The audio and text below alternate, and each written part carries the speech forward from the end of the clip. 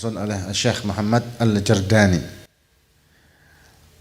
Jadi urutannya pakai urutan ini, bukan urutan yang ada di Aqidatul Awam. Yang pertama kita sudah bahas Nabi Nuh alaihissalam, kemudian Nabi Syuaib, kemudian sekarang masuk ke Nabi Yunus alaihissalam.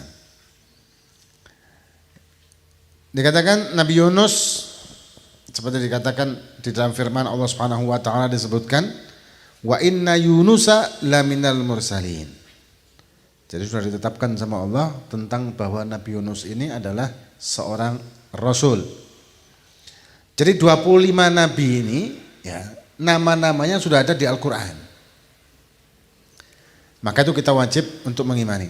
Tapi jumlah nabi dan rasul pastinya berapa itu tidak ada yang tahu. Ada yang mengatakan jumlah rasul 313 dan jumlah nabi 124.000 nabi, wallahu alam. Jumlah pastinya wallahu alam. Ya, macam-macam nabi. Cuman kalau secara rinci kembali lagi kita wajib untuk meyakini dan mengimani 25 orang nabi tersebut. Selain daripada itu kalau kita ragu nggak masalah. Seperti misal kita di Tahrim itu ada makam seorang nabi dan kemudian dibangun di atasnya itu, di depannya itu dia bangun masjid. Nabinya Nabi Sirjis namanya. Nabi Sirjis. Panjang gitu makamnya. Cuman apakah kita wajib mempercayai? Enggak sebetulnya. Kalau kita, wah bukan, mungkin ini orang soleh aja, enggak apa-apa. Tapi kalau 25 orang nabi ini kita meragukan kenabian dan kerasulan dari salah satu 25 orang nabi tersebut, maka berbahaya dengan akidah kita. Kemudian Nabi Yunus alaihissalam, beliau namanya Yunus bin Matta, dan beliau ada hadis Nabi kita Muhammad SAW dikatakan Nabi bersabda, la yanbaghi li 'abdin an yaqula ana khairum min Yunus bin Matta. Hadis Bukhari. Dalam riwayat lain ada juga Nabi bersabda, "Ma yanbaghi li 'abdin an yaqula inni khairun min Yunus bin Matta." Intinya Nabi melarang untuk memperbandingkan para nabi dan rasul dengan beliau. Ini kalau di dalam Imam Ghazali mengatakan dalam kitabnya disebutkan bahwa ini min tawadhu'nya Nabi Muhammad SAW. Tawaduknya, dan memang tidak layak lah, tidak sopan bagi kita untuk membanding-bandingkan nabi. Oh ini nabi ini lebih baik, lebih ini itu, enggak. Cuman ada pelajaran yang luar biasa sih sebetulnya dalam kisah Nabi Yunus ini yang bisa kita ambil. Kemudian dikatakan Allah SWT juga berfirman dalam surat Yunus, ada di beberapa surat, ada 4 ya kalau enggak salah. 3 atau 4 surat yang menceritakan tentang Nabi Yunus. Maksudnya ada beberapa ayatnya itu. Dikatakan falau kanat qaryatun amanat fanafa'ana imanuhum illa qauma Yunusa lamma amanu kashafna anhum adzabal khizyi fil hayatid dunya. Dikatakan andai kata, ya ini penafsiran secara bebas, kaum yang beriman, ya, andai kata tidak ada kaum yang beriman seperti imannya kaum Nabi Yunus. Jadi ceritanya Nabi Yunus ini, beliau berdakwah ke kaumnya, tapi kaumnya ini tidak nurut, sampai marahlah Nabi Yunus ini, kecewa, dan berdoa untuk turunnya peringatan atau bala dari Allah, dan Nabi Yunus pergi. Nah kemudian ketika Nabi Yunus pergi tersebut, nyesel, umatnya ini menyesal, dan Allah menurunkan bala memang, cuman menyesal dan menyadari kesalahan, akhirnya mereka meratap, menangis, taubat, benar-benar taubat, hingga diangkatlah bala itu dari mereka oleh Allah Subhanahu wa taala. Intinya mereka menjadi orang yang beriman lagi. Sedangkan Nabi Yunus Nabi Yunus dengan kekecewaannya kepada umatnya, ya, beliau pergi ke satu pantai gitu atau satu dermaga, kemudian naiklah beliau ke salah satu perahu yang penuh dengan muatan. Perahu yang perahu kapal zaman dulu, kapal layar, tapi penuh.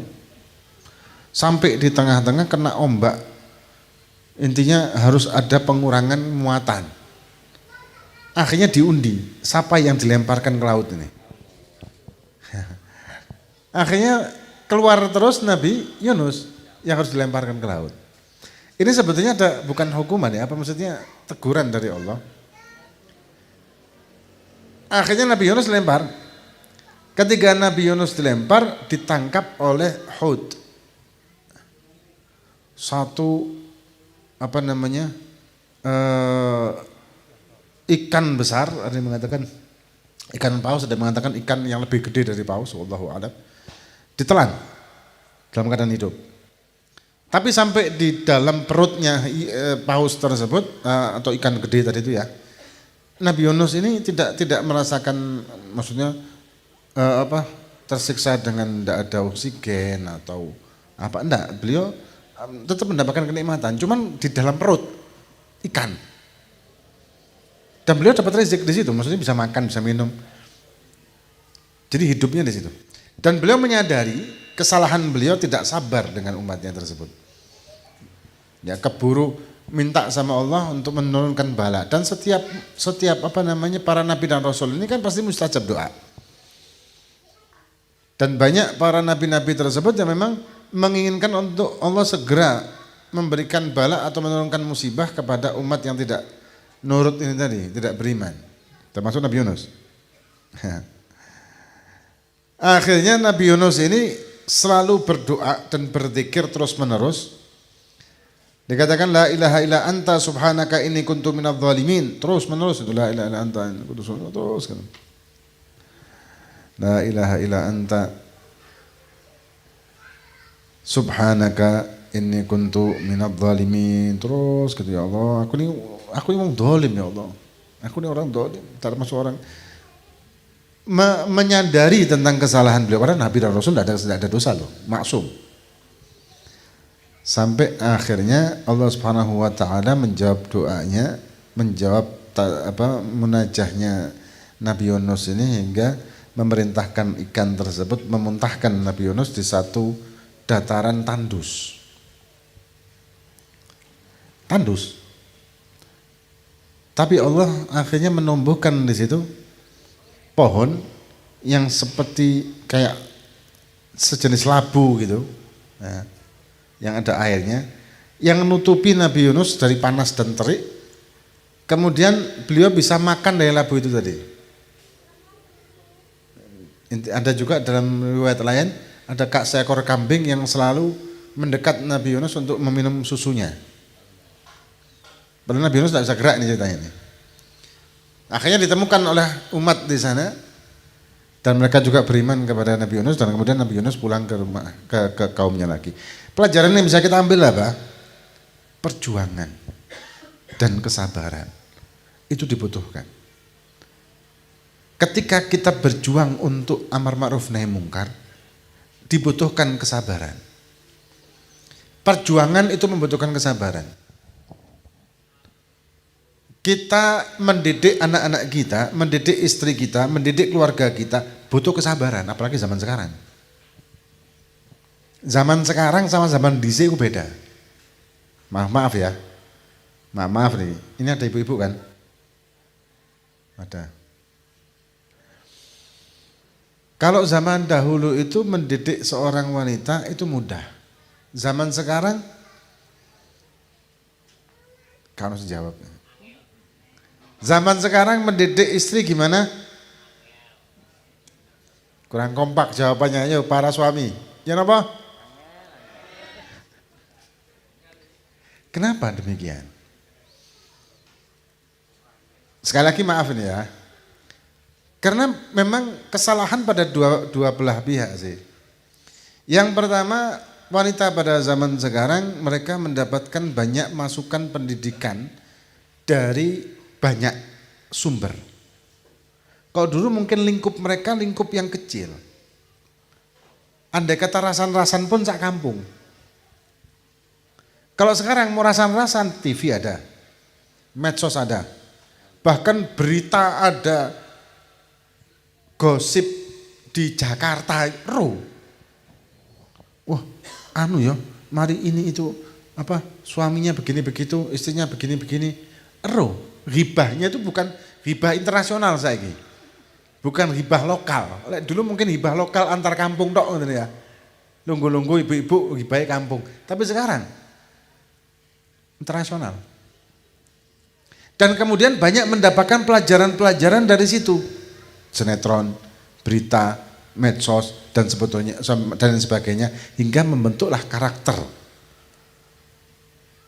yang merasa bahwa aku bisa memimpin diriku. Padahal perempuan itu diciptakan oleh Allah Subhanahu wa taala seperti sabda Nabi, naqisatul aql wad din. Akalnya kurang, agamanya juga kurang. Ngapunten ibu-ibu, kula ojo di demo. Tak belani mari ngono. Ya, itu kesalahan perempuan sekarang. Umumnya begitu. Sak pinter-pintere wong wedok masih menggunakan perasaan. Sing wong lanang ya salah pisan. Iki cek selamat kula niki. Nek wedok tok sing dikritik bahaya. Sing lanang ya salah pisan. Apa salahnya laki-laki? Gak ngomong. Bu, salah lanang apa, Bu? Kathah terus ya.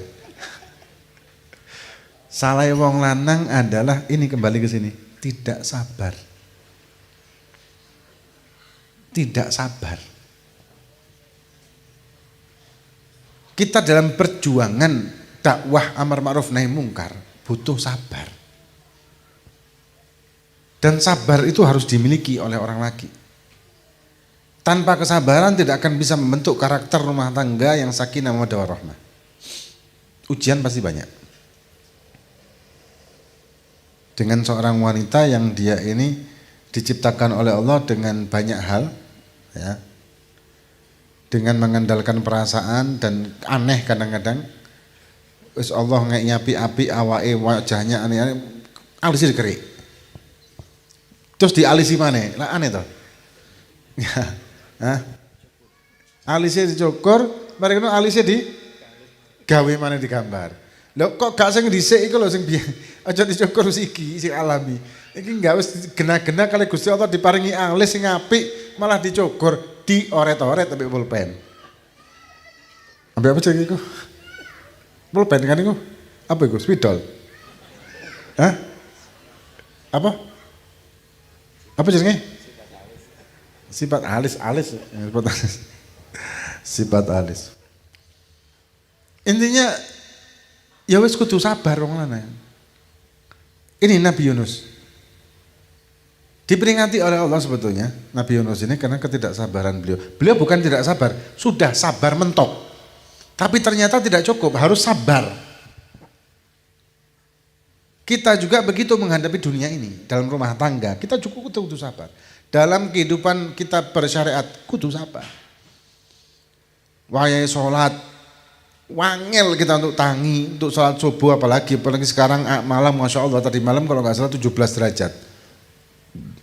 Kalau nggak salah ya 17 derajat. Iku gawe wudhu lumayan loh. Ya, pemane karo pemanas. 17 derajat wudhu sampean. Lek gak moro geringgingen kabeh. Tapi butuh sabar untuk menjalankan perintah. Seperti dikatakan oleh Imam Habib Abdullah bin Husain bin Tahir dalam kitabnya Sulam Taufik, dalam bagian tasawufnya, butuh sabar untuk ada wajib. Wajibat ini, melakukan wajib-wajib ini, kudu sabar ngelakon ini. Karena ujiannya banyak. Dan kita pasti mampu untuk menjalankan semua kewajiban. Pasti loh, bukan enggak, pasti. Loh, ya kan enggak bisa dong pasti. Kenapa? Ya kayak misalkan contohnya haji, kan enggak setiap orang mampu. Kan di situ dikasih embel-embel kali Gusti Allah. Wong haji manis tatoa, sing mampu haji dalam segi macam-macam dibahas dalam fikih. Intinya semua syariat yang wajib itu pasti kita mampu melakukannya. Cuman kita melakukannya butuh kesabaran. Ngaji seperti sekarang ini butuh sabar. Apalagi musim dingin, berangkat motor dari jaket wadem, teko-teko gak kopi ini mana? Kok ya ono apa betul? Ada ya? Ada kopinya ada, jangan khawatir.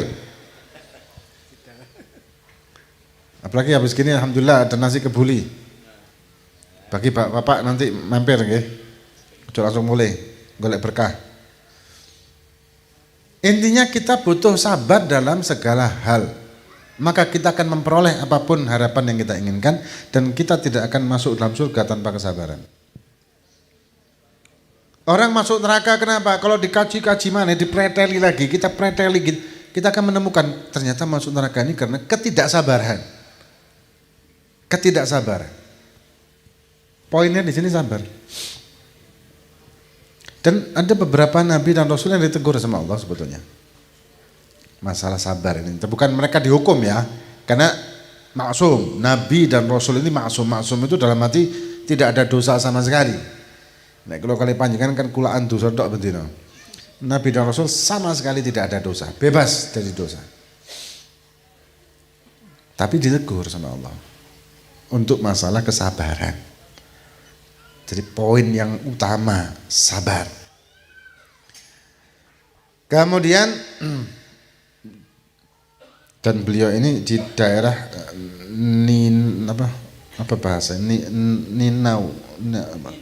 Ninawa itu daerah Syam kalau nggak salah. Daerah dekat Irak, Nabi Yunus. Ninawa, bahasa kuno gitu mungkin ya. Kemudian selanjutnya Nabi Ya'qub alaihissalam. Dan Nabi Ya'qub ini adalah cucu Nabi Ibrahim. Beliau Nabi Ya'qub bin Ishaq.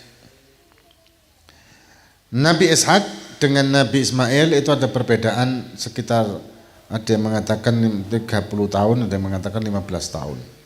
Ya, 14 tahun. Ada yang mengatakan 14 tahun, ada yang mengatakan 30 tahun. Perbedaan umur. Lebih tua Nabi Ismail. Nabi Ishaq ini melalui Nabi Ya'qub akan menurunkan Bani Israel. Kemudian Nabi Ismail akan menurunkan Arab. Ya, Arab dengan Bani Israel ini sebetulnya satu sumber, yaitu Nabi Ibrahim alaihissalam.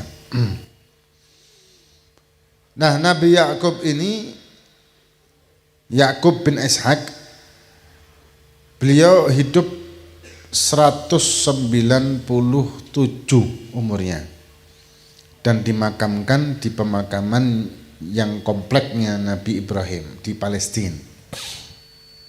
Ada yang mengatakan ada Masjid Ibrahim namanya di Palestina itu, dan itu adalah tempat makam Nabi Ibrahim, dan juga ada beberapa nabi, salah satunya Nabi Ya'qub. Dan di bawahnya Masjidil Aqsa itu juga penuh dengan banyak pemakaman para nabi yang dimakamkan di situ. Jadi tanah suci Aqsa. Dan kemudian beliau ini mempunyai banyak putra. Ya, banyak putra-putra, banyak akeh putra-putranya ini sampai jadi cucunya itu sekitar ithnan wa sab'un, 72 orang cucunya, dan tinggal di Mesir sampai mulai banyak. Nah, pada zaman Nabi Musa alaihissalam, ketika Nabi Musa dikejar oleh Fir'aun dengan Bani Israel ini yang merupakan keturunan dari Nabi Ya'qub, jumlahnya 600.577 orang. Dalam beberapa riwayat ada yang mengatakan 500.000 sampai 600.000, ya kira-kira di sini disebutkan 600.577 orang. Jadi keturunan dari Nabi Ya'qub, karena jaraknya tidak begitu jauh dengan Nabi Musa. Jadi Masya Allah. Dan Nabi Yakub ini punya putra yang paling luar biasa, yaitu Nabi Yusuf. Dan Nabi Yusuf ini yang paling dicintai oleh Nabi Yakub karena dapat isyarah. Dan Nabi Yusuf ini terkenal dengan paling tampannya manusia. Ya, paling tampannya manusia. Mempunyai wajah yang luar biasa. Nanti pembahasan Nabi Yusuf ada sendiri. Ada yang nanya, kalau dikatakan Nabi Yusuf ini paling tampan, bagaimana dengan Nabi kita? Dijawab, kalau Nabi kita Muhammad SAW lebih tampan dari Nabi Yusuf. Tapi kenapa kok tidak ada cerita para wanita-wanita yang akhirnya tergila-gila dengan Nabi kita Muhammad SAW seperti ceritanya Nabi Yusuf? Walamma ra'ainahu akbarnahu wa qata'na aydiyahunna wa qulna hasya lillah ma hada basyaran in hada malakun karim. Aja digawe wiritan lho iki. Kok sing jomblo-jomblo gawe wiritan.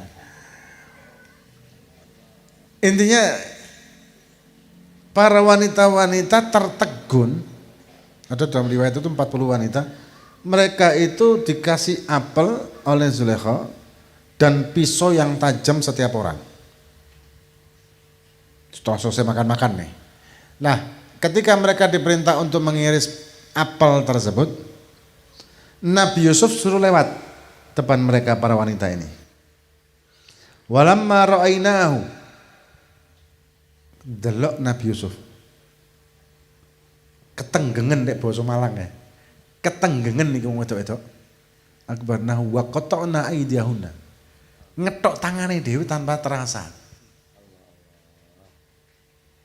Perempuan-perempuan itu begitu Nabi Yusuf lewat, mereka memotong tangannya. Ketika mereka memotong apel nih, mereka tanpa terasa memotong tangannya sendiri. Coba Pak, nanti kalau istrinya lagi ngiris bawang sampai lewat ngarepe. Kira-kira malah gak didelok blas apa blenger. Jadinya macam blenger. Enak delok drama Korea gandeng-gandeng. Ketok tangannya. Saking ketenggengennya dengan ketampanan Nabi Yusuf. Ini Siti Zulaikha itu mengasih pelajaran yang wanita-wanita pada zaman itu menggosip. Yang gosip tentang ya apa ini Zulaikha ini kan ibu angkatnya kok sampai tertarik dengan Nabi Yusuf gini gitu. Dituduh kok ngene lho, aku urip mbek wong iki kok ngene. Kon lewat diluk tok wis ketok tanganmu, pemene aku urip ambek sak omah mbek. Itu jawaban secara ini halnya ya, bukan kata-katanya. Nah, terus Nabi kita katanya lebih tampan dari Nabi Yusuf. Iya. Tapi kenapa tidak ada cerita seperti itu? Karena Nabi kita Muhammad SAW dikatakan oleh ulama, termasuk waktu itu Habib Umar juga pernah bicara, beliau ketampanannya tertutup dengan kewibawaannya. Kewibawaannya yang menjadikan para wanita, orang laki semuanya akan tertunduk dengan kewibawaan dari Nabi Muhammad SAW. Jadi karena wibawa, tidak ada yang sanggup untuk memandang Nabi langsung depan gini, tidak ada yang sanggup. Karena wibawa, bukan menakutkan, kewibawaan.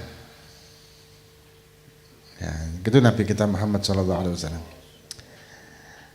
Kemudian cerita Nabi Yakub sering kali kita dengarkan Nabi Yakub bagaimana beliau akhirnya ketika Nabi Yusuf disingkirkan oleh saudara-saudaranya, kemudian tidak bisa melihat setelah sekian lama, sekian tahun,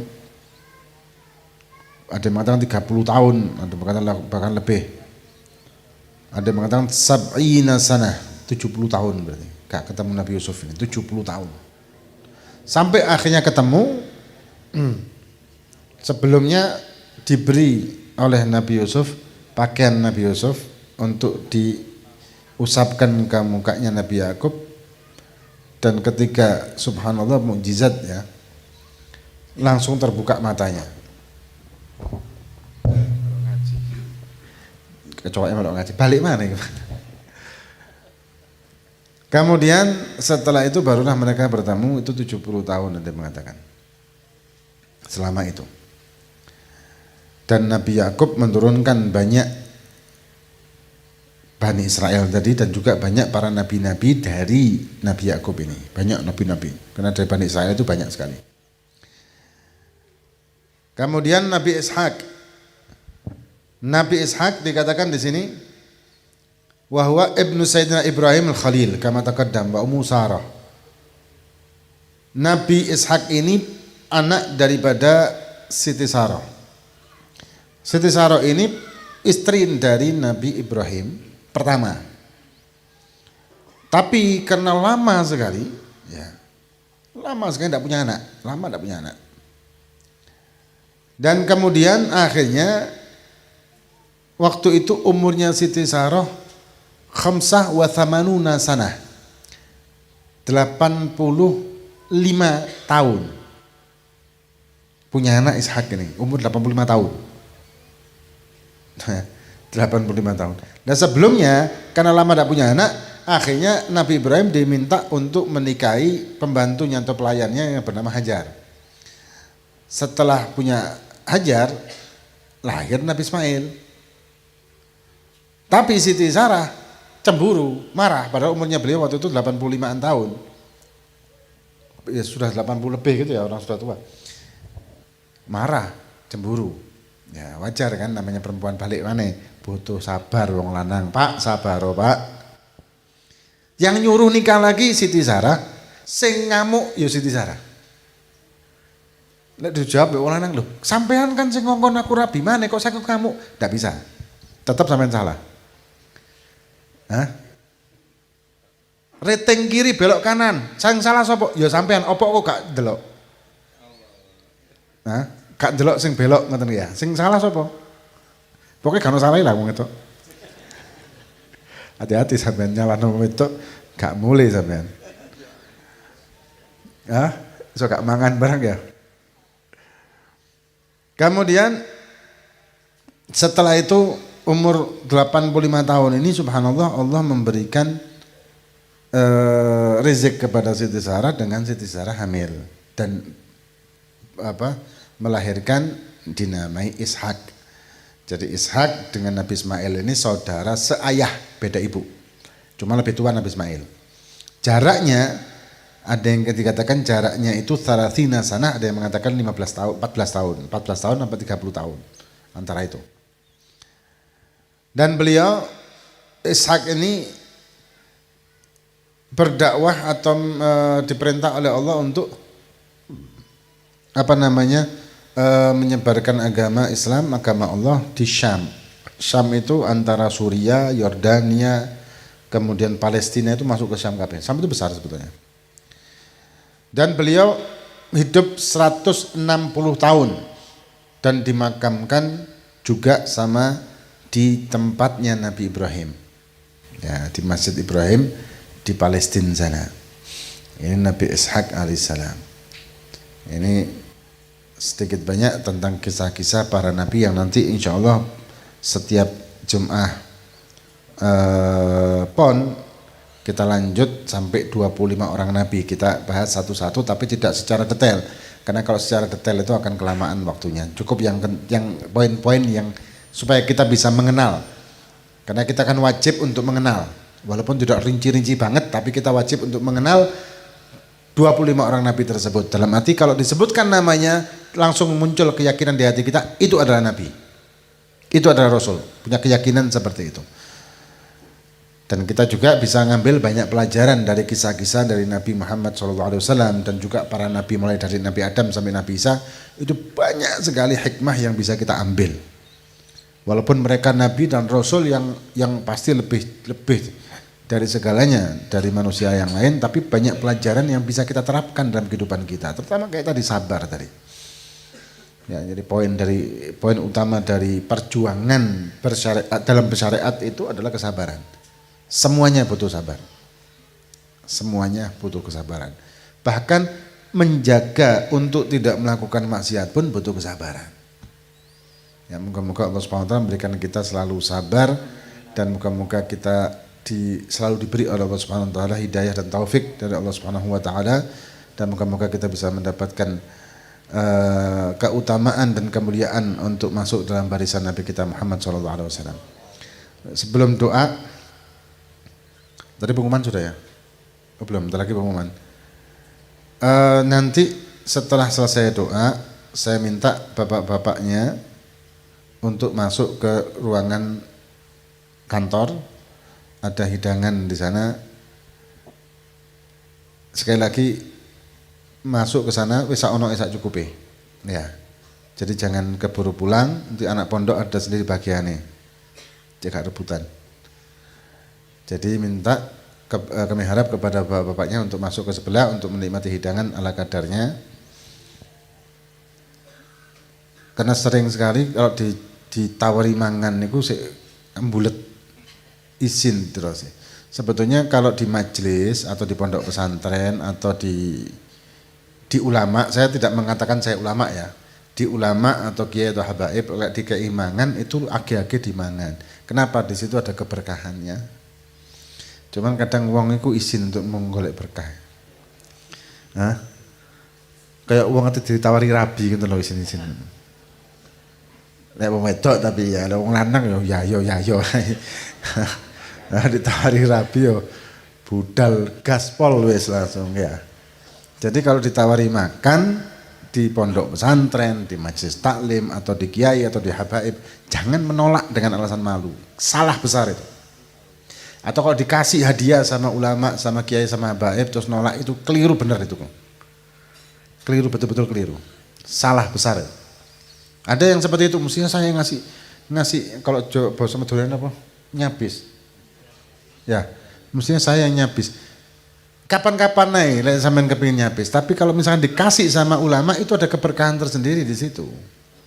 Kasih makan, kasih ini, terima, jangan nolak. Eman-eman, berkah.